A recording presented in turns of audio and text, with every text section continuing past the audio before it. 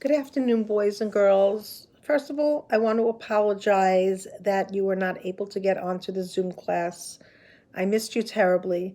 So, what I will do is briefly go over each one of the lessons that you might have missed. The first one was literacy, and the assignment is posted. What we did was we had a little mini lesson so you would understand the assignment a little bit more clearly. So,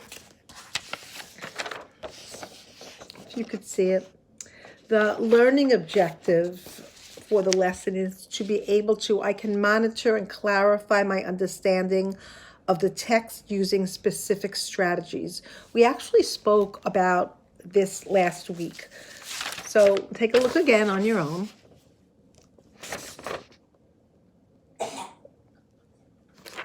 So as we're reading, sometimes if we have difficulty understanding, we want to slow ourselves down, and there are some strategies that we could use. We could reread, and we spoke about that last week. If you remember, I told you sometimes I might read a paragraph or two or an article in a paper, and then I say, wait a minute, I have no idea what I just read. Or maybe there was something I didn't understand. So I go back and I reread. It's an excellent strategy. Another strategy is to use your prior knowledge. There might be something that you learned in school that will help you to understand, or learned in life that will help you to understand what you're reading now. So you have to take all of your knowledge, put it together, and try to make sense of the text. Looking at visuals and asking questions. First, looking at visuals. We're going to be reading this over the next few days. And right away, before you even start to read, do not skip over any visuals that are available to you, because it'll give you a good overview, especially at the beginning, of what you might be learning. And here you see a map.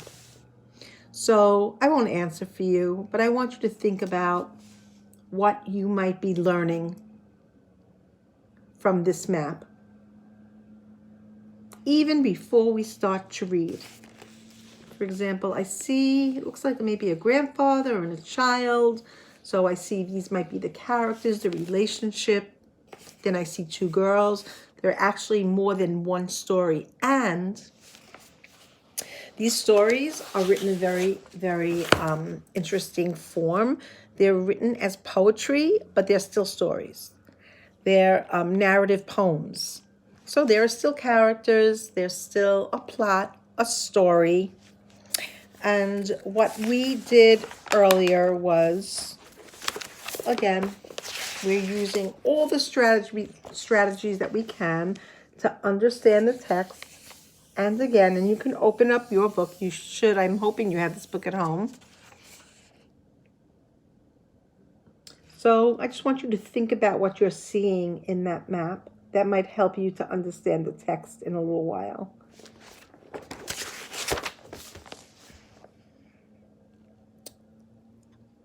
I am Cuban and Nicaraguan. I live in Tampa, Florida. I am Latino. And it shows you the 3 places on the map. So that might help you. Adios, Jose Miguel. Have a good day. Here, son. Aprehende mucho. Learn all you can.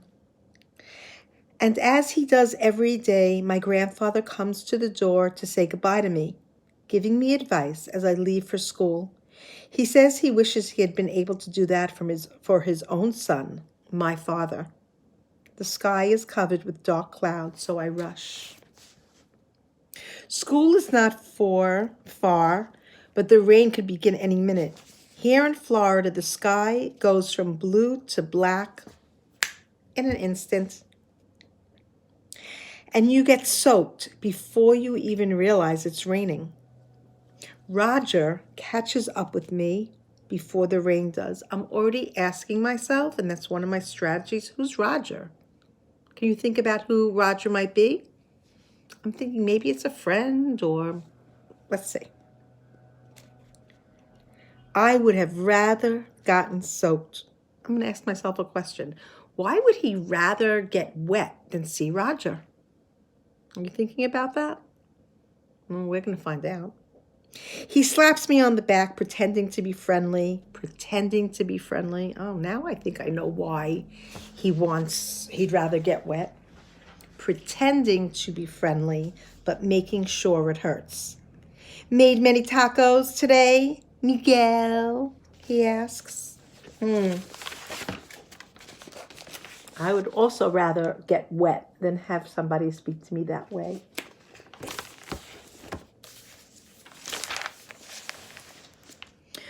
What are you using in them now? Dog meat? You're putting dog meat in tacos? He laughs and lets go of me because we were already at school, and Mr. Tate is standing in the yard watching us. Mr. Tate, I think maybe he's the principal. I'm predicting, I'm guessing. Ever since Miguel's Tacos opened a couple of blocks away from school, the kids have been teasing me. Before it used to be all about "No way, Jose." They teased him about his name. And now it's all about Miguel's Tacos. It would be easier, listen carefully, this is a little sad. It would be easier, Mr. Tate keeps saying to me, if you would let us call you Joe or Mike. So what the principal or his teacher is saying, I think you should stick to what sounds like an American name. Well, Miguel has ideas of his own. Yesterday, I got tired of his words. Do you know who Cervantes is, Mr. Tate? I asked him politely. Don Miguel del Cervantes, or Miguel de Unamuno, or Miguel Hernandez? It was interesting to me that the author used the word politely, because if he was rude, maybe the teacher wouldn't listen to what he was having to say. What he had to say. Look at them up there, Mr. Tate. I was very sure to keep my tone soft. Actually, he said, look them up. Google them. Google those people. See who they are. My tone was soft, my words polite. Google them. Then you would know why I can't be called Mike.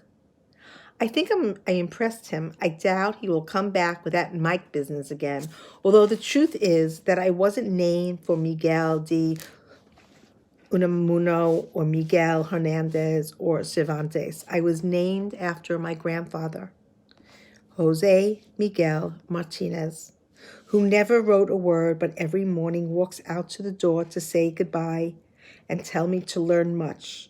That is why I will not be Joe or Mike.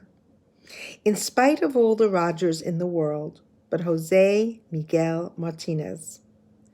Cubano a mucho honra. Yes, very proud to be Cuban. And at your service. Wow.